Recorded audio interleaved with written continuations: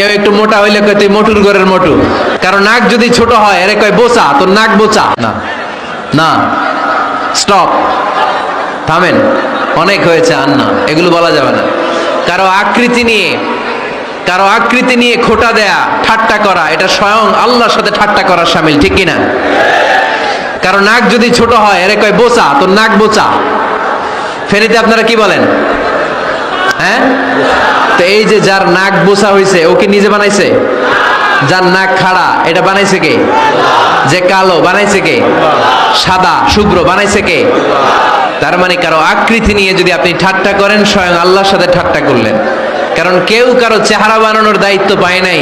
মাতৃগর্ভে থাকতেই আমাদের চেহারার আকৃতিগুলো দান করেছে কে?